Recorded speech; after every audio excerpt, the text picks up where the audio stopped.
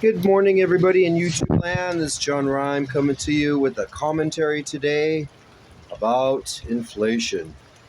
Yeah, I'm mad because yesterday we couldn't get our groceries, the eggs. There was no eggs, and so I had to go down to the little corner mart, and I was shocked because it was $4.99 for a dozen.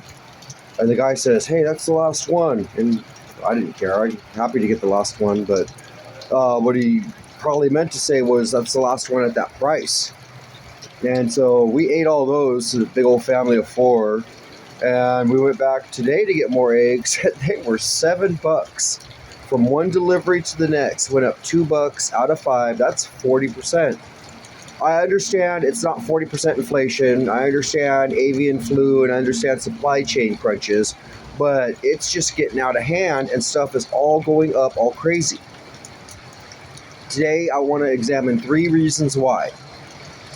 August 15th, 1971, the United States Treasury, the Feds, whatever, they severed, at the direction of the then President Nixon, the U.S. dollars. It became money. It was money because it was tied to the dollar and could be exchanged at $35 an ounce, guys, and not anymore. Now it's $1,800 an ounce. That's a lot of inflation in 51 years. Prior to that, 1964, they took the silver out of circulating coins. And then finally, the death knell that paved the way for what we experience today in our massive inflation, which has just begun, is they removed copper from the lowly cent. Truly a fiat currency by decree. I say this is currency, so this is currency. And it works great as long as everyone has faith in it and people don't line up to dump it and lose. They believe they don't have the purchasing power they used to have. 1964, a gallon of gas was 28 cents. Loaf of bread was 12 cents. Eggs were like 29 cents. And nothing's changed. Those things still cost that much if you were to pay in silver, because silver ain't lost its value. People still want it.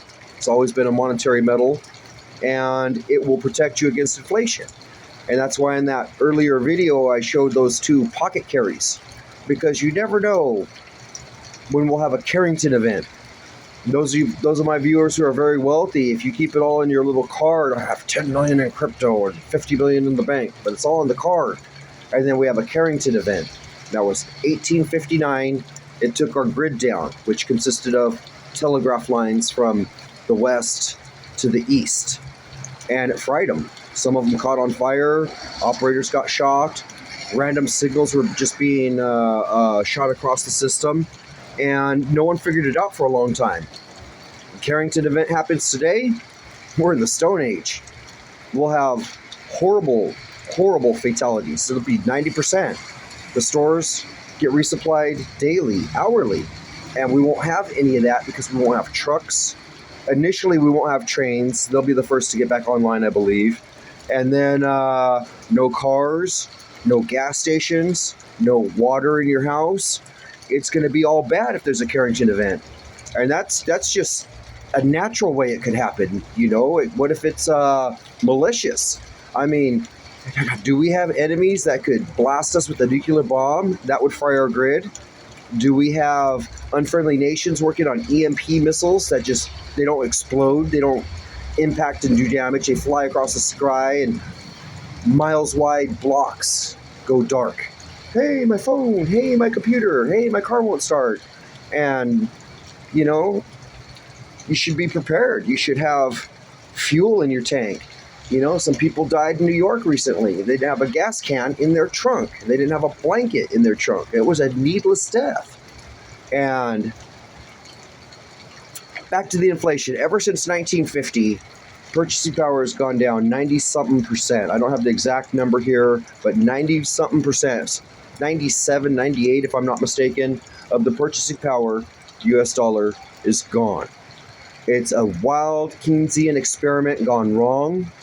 We're at the tail end of a horrific bell curve.